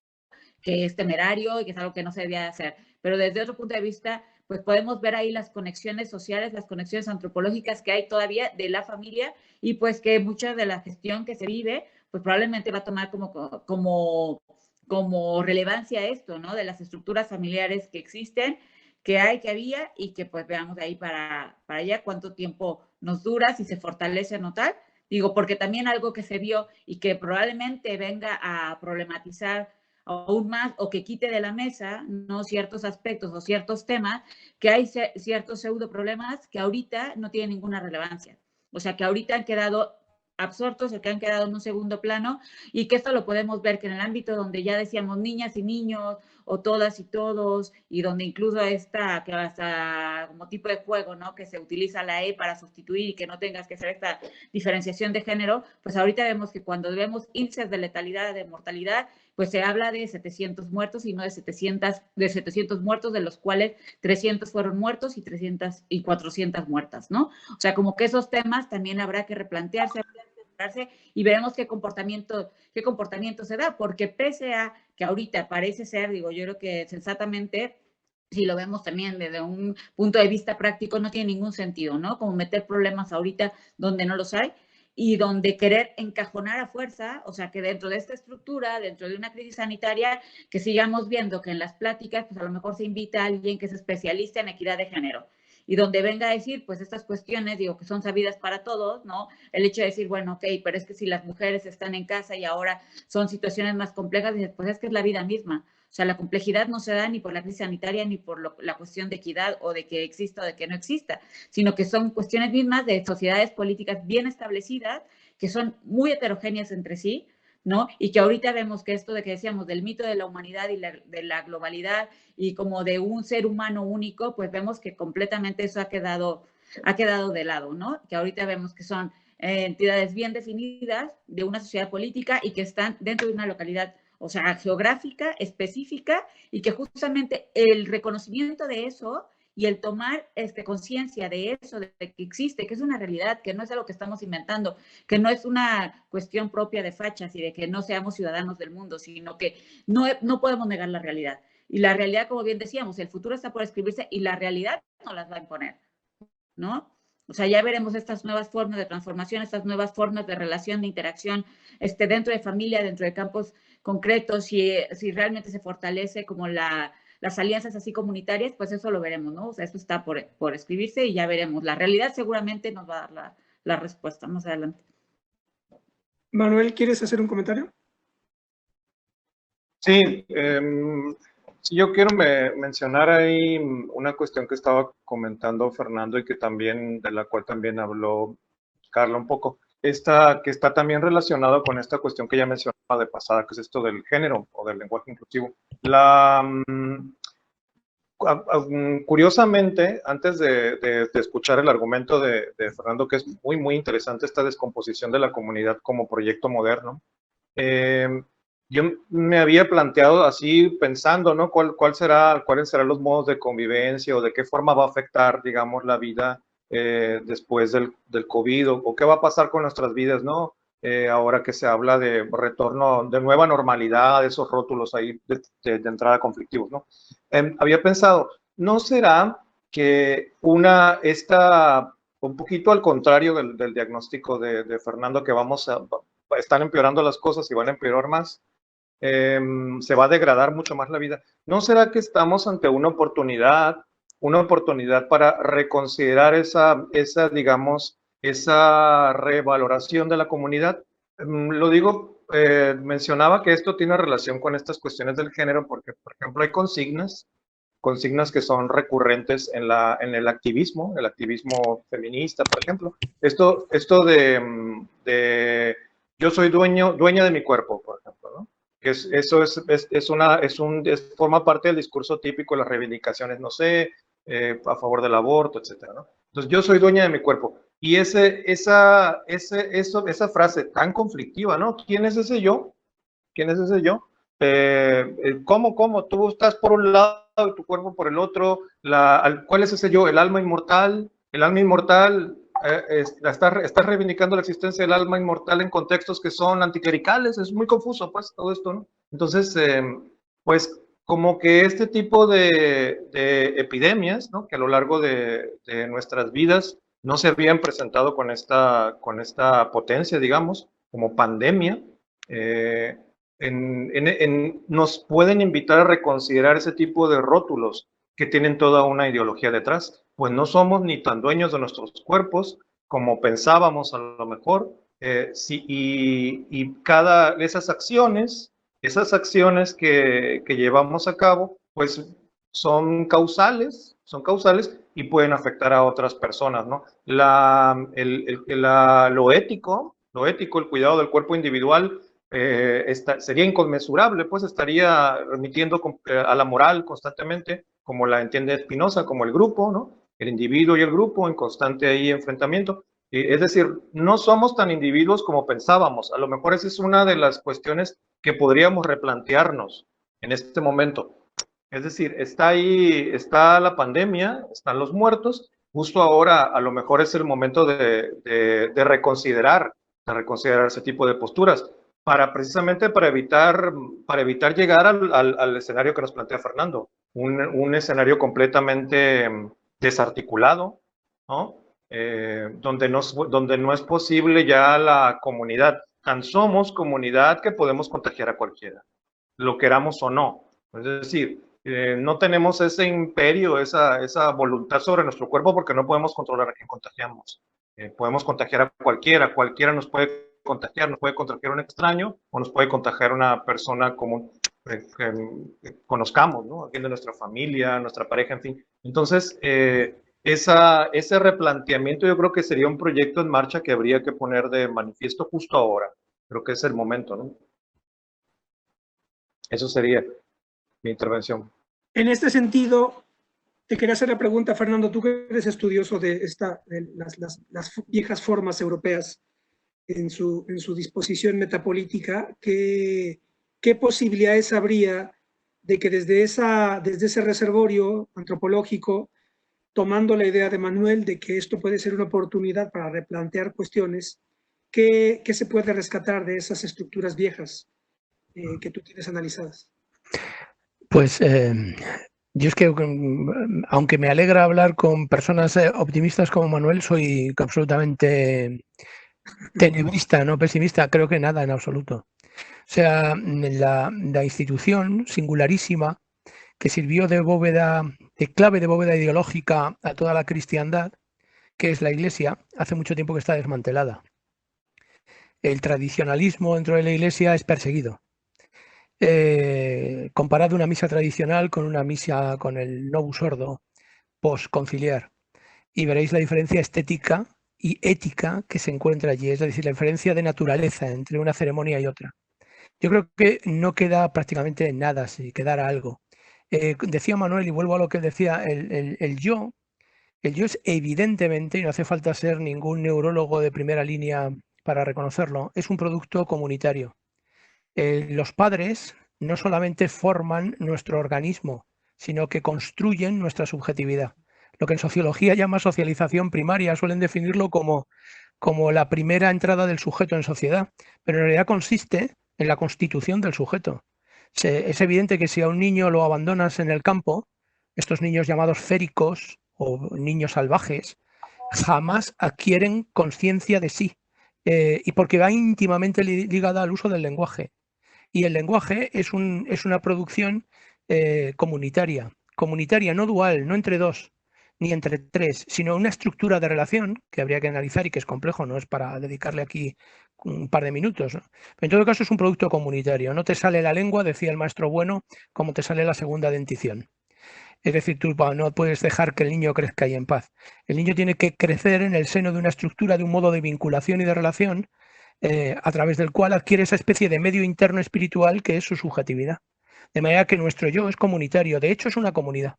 Nuestro yo es triposicional, tiene tres instancias o dimensiones, de manera que cualquiera de nosotros puede hacer con plena naturalidad algo que sin embargo es asombroso, y es que yo puedo hablar conmigo de mí mismo, desdoblándome triposicionalmente. Esa triposición, esa tripersonalidad, es un trasunto en el terreno de la subjetividad de la triposicionalidad de las estructuras elementales de parentesco. Y es algo que de una manera metafísica está precisamente tematizado por la tradición teológica occidental, la tradición teológica cristiana, cuyos dos dogmas fundamentales son justamente el de la Trinidad y el de la encarnación, porque no hay otro cuerpo en la naturaleza capaz de adoptar ese tipo de vínculos que dan lugar a estructuras comunitarias de las que surge la subjetividad. Es decir, no hay protoculturas animales o animales dotados de protosubjetividades. Es decir, hay continuidad material, por supuesto, yo no niego la evolución de las especies, faltaría más. Hay continuidad material entre el hombre y especies anteriores, pero hay un momento que es difícil de matizar de discontinuidad formal, de hiato ontológico, que creo que se puede entender, que no es ininteligible ni mucho menos, y que en eso me esfuerzo pues desde hace unos años hablando de antropología filosófica, ¿no? Hoy en día la producción de hombres está ya prácticamente garantizada, ¿eh? Recuerdo que hace unos años Sloterdijk, este gran filósofo alemán, y os lo voy a citar porque lo tengo aquí justamente, dice: mientras se trata del Adán cerámico, sabemos suficientemente cómo aclarar el enigma de su existencia, precisamente porque son conocidas las reglas de manipulación del barro por las que se llega con seguridad a figuras androides. Para la manipulación posterior de la estatua, hasta convertirla en un hombre vivo, hay que poner en juego, sin embargo, un plus neumático o noógeno, para cuya imitación faltan hasta ahora, al parecer, las reglas de procedimiento. Y un poco más adelante dice: lo que era técnica secreta de Dios ha de convertirse en proceder humano. Lo que llamamos historicidad, que quizá no sea otra cosa que la cantidad de tiempo necesaria para el intento de repetir humanamente la artimaña de Dios. Todos sabemos que la modernidad es una especie de apoteosis del hombre.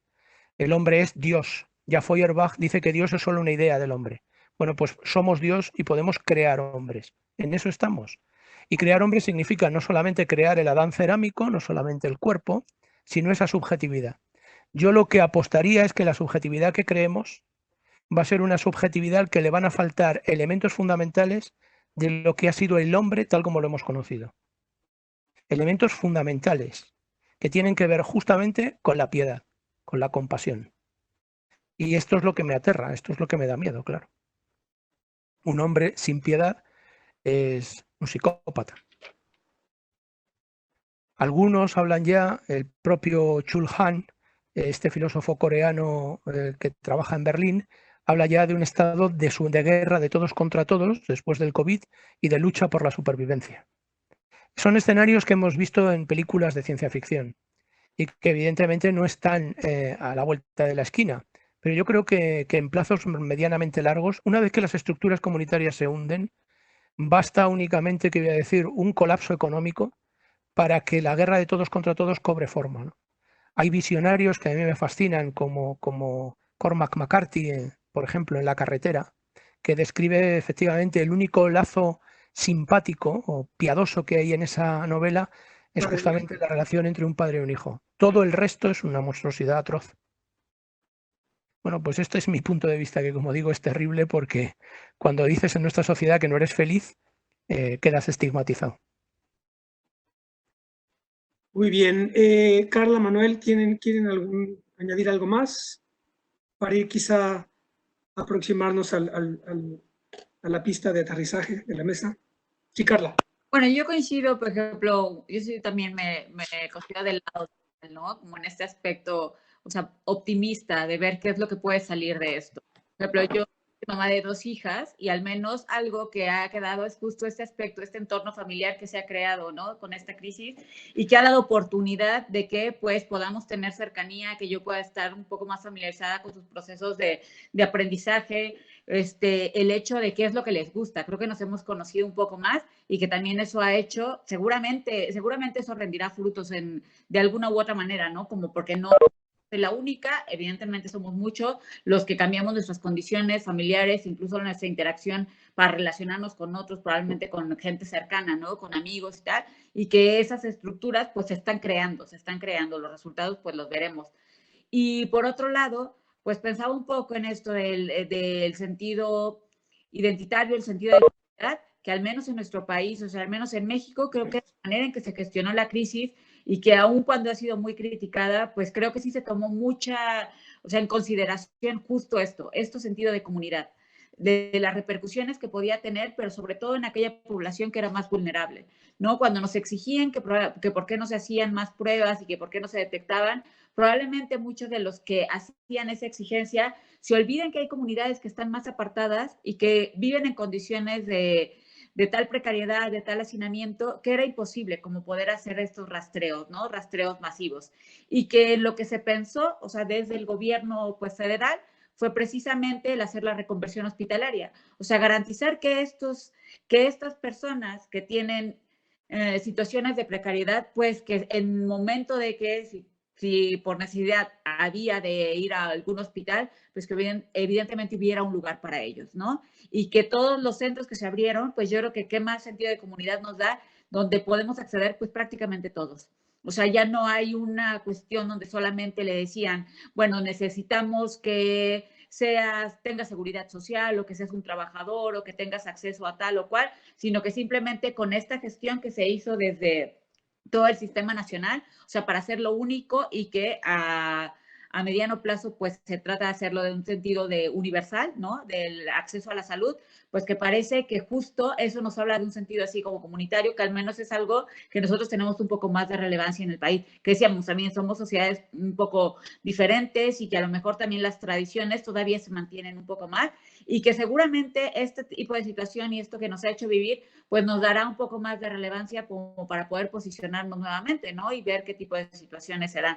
Pero sí me parece que esto, la idea, incluso en algún sentido donde, como bien decía, se hicieron de lado algunos temas que estaban, ¿no? Como en la agenda política, en la agenda, o sea, económica todo el tiempo, pues para dar relevancia a esto, ¿no? Como a tomar la pandemia con un sentido de realidad, con un sentido de tener los pies en la tierra y pues de reconocernos los unos a los otros y que muchas de las medidas y de las críticas que se están haciendo por la gestión sanitaria, pues simplemente son tomando en cuenta y considerando que justo hay estructuras donde todos estamos vinculados, ¿no? Donde a lo mejor tú no puedes tomar más bien como medida que solamente benefician a algunos, sino que tenía que hacerse como de mayor manera. Yo creo que sí, y más o menos ha sido el discurso también, como no a nivel federal, de lo que se está gestionando y que quizá por eso me siento como tranquila y optimista, ¿no? Yo creo que sí, algo bueno se tendrá que sacar de todo esto. Muy bien, ¿me escuchan, verdad? Sí. Ah, es que algo pasó con mi computadora y quedó, ya no veo yo nada, pero me escuchan, ¿verdad? Uh-huh. Bueno, pues no sé si Manuel o Fernando quisieran hacer algún comentario final. Si no, yo por no dejar esto tan oscuro, sí. Tengo la esperanza siempre que no es política, no espero nada ni de la política ni de la economía, pero sí mantengo una actitud abierta hacia personas determinadas, pero siempre concretas, de carne y hueso, y si puede ser a través de relaciones de proximidad. Porque estas herramientas tecnológicas que tienen una enorme eficacia, sin embargo, yo creo que tienen un efecto que Gunther Anders, el que fue marido de Hannah Arendt, decía que cuando lo lejano se acerca demasiado, lo próximo se aleja. Cuando el fantasma se convierte en realidad, la realidad se convierte en fantasma. Yo creo que tiene un efecto problemático que iremos viendo quizá. Entonces trato de mantener pues eso, relaciones de proximidad, de cercanía, de acogida hacia personas concretas y determinadas con las que mantengo vínculos los más tradicionales posibles. Quiero decir, si puedo hablar cara a cara, no uso el teléfono; si puedo usar el teléfono, no utilizo este tipo de herramientas y cosas así. Pero vamos, no es una gran esperanza política, pero es una esperanza. Muy bien, Manuel, un comentario final. Solamente así como un poquito para mencionar así un poco mi disciplina, que es la literatura. Pues vamos a estar a la expectativa de, ahora que mencionaba, por ejemplo, Fernando, esto de Huxley, ¿no? O del Mundo Feliz, que por cierto está por estrenarse una serie de televisión que es de gran interés. Vamos a ver qué sale, qué arte, qué literatura sale de esta pandemia. Vamos a ver cómo se procesa el fenómeno. Es una tradición ya este tipo de literatura apocalíptica, ya lo mencionaban por ustedes, por ejemplo, el caso de McCarthy y la carretera, sí. Pero pues hay muchos otros libros, ¿no? Por ejemplo, que van desde La peste de Camus hasta Los novios de Manzoni, el mismo García Márquez y El amor en los tiempos de cólera, o Daniel Defoe, el de Robinson Crusoe, que también tiene un libro sobre la peste, el diario del año de la peste. Entonces, pues también, ¿no? Sería interesante pues volver a esos libros. Me imagino que mañana hay una sesión de arte en la que hablarán de estas cuestiones en este espacio. Y vamos a ver pues qué se ha escrito sobre ese tan anunciado fin del mundo, y vamos a ver de qué manera se gestiona desde la ficción literaria, desde el arte. Vamos a ver cómo se gestionan estas alternativas del cambio, no solamente de la ciencia ficción, sino de la literatura en general, cómo se cómo se gestiona, digamos, este mundo nuevo que se avisora, esta nueva forma de convivencia que se avisora. Muy bien, muchas gracias, Manuel. Hay una pregunta que yo sigo con la pantalla congelada, estoy nervioso, pero yo creo que mientras me escuchen, pues todo bien. Sí, ¿verdad? ¿Me escuchan? Sí, te escuchamos. Ok, ok. Nos hace una pregunta en Facebook, Helios Román de Dios. La lanzo y quien la quiera responder. Dice, sin determinismo, ¿la construcción de comunidad sobrevivirá a la pandemia? Así tal cual lo dice.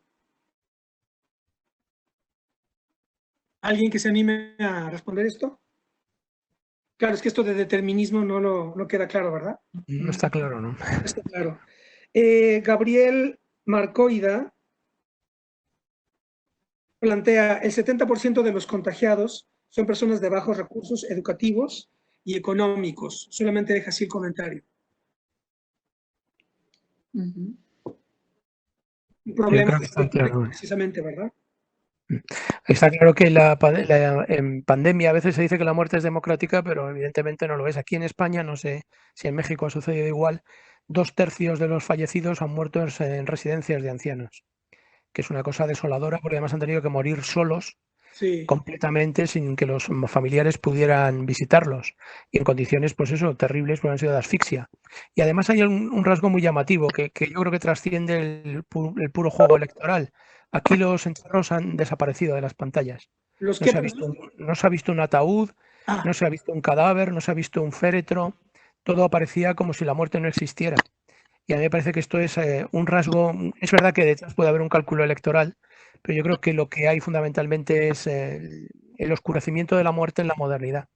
Desde que morimos en hospitales, ya Elías escribió hace muchos años, en los años 80, un libro que tituló La soledad de los moribundos. Yo creo que morimos, la muerte se esconde, se nos hurta.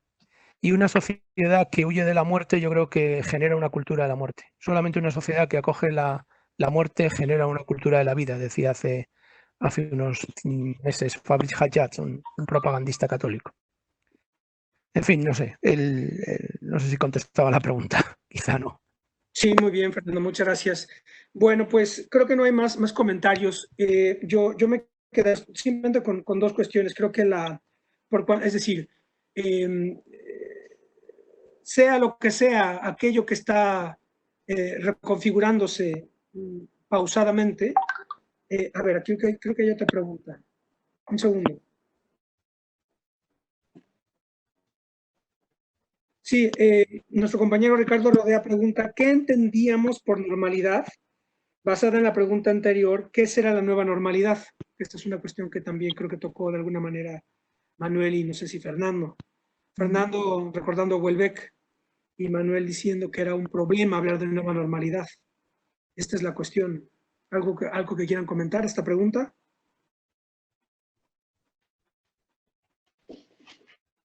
Creo que todos estamos a la expectativa de cómo se va a reconfigurar la convivencia. Es verdad, es dramático trágico que dice más bien Fernando, esta cuestión de cómo hemos, no, ahora con la pandemia se radicalizó eso de ocultar la muerte, de ese como, no por pudor, sino por miedo, ¿no? Una muerte como de miedo a la muerte, o tal vez conjugadas las dos cosas. Ya se estigmatizaba la vejez misma, que sí, no es que se ve como eso, como la decadencia, ¿no? Como la cercanía de la muerte, y ahora ya se la muerte, salvo en casos ahí muy particulares, ¿no? Todo esto que dice la oposición, ¿no? Toda esa exhibición que se hizo del féretro de Franco ahí, ¿no? Todo eso, pero y ahora no vemos los cuerpos de los muertos, los ataúdes ya no los vemos, ¿no? Entonces, hay por ahí una frase de Hegel que alguna vez le escuché a Ismael, que dice que solamente el Estado es el único que le puede ver a la muerte a la cara, así era, ¿no? Sí. Entonces, sí nos estamos, digamos que todos a la expectativa de qué será eso ahora lo que vamos a considerar como normal. No estábamos habituados todos, digamos, los hombres así de a pie, no estábamos como acostumbrados a ver la muerte tan a la cara constantemente, ¿no? Creo que eso es algo que hay que considerar. Sí. Bueno, ¿algún comentario final? Carla, Fernando, Manuel. No, diría únicamente que esa nueva normalidad va a seguir la línea de la vieja normalidad. Ya Sí. aquí hay muchos chistes con esto de la nueva normalidad, porque contradice la idea de normalidad el hecho de que sea nueva, ¿no?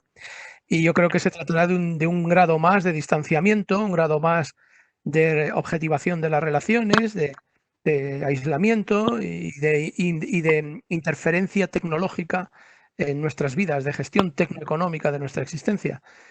Por tanto, no es nuevo. Lo que pasa es que un grado más es ya mucho, como decía al principio. Creo que la transformación va a ser notable y sobre todo lo que se anuncia, es decir, la intervención directa sobre el cuerpo de la especie, pues puede ser el final del hombre tal como lo hemos conocido, el superhombre anunciado por Nietzsche y por tantos modernos.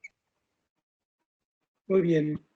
Bueno, pues yo solamente concluiría diciendo que por cuanto a la cuestión, en el plano de la gestión, pues desde luego que ningún gobierno puede abandonarse ni a la desesperación ni al pesimismo, sino que tiene que encarar de alguna manera la gestión y operar y ejecutar y dirigir las cosas de alguna manera.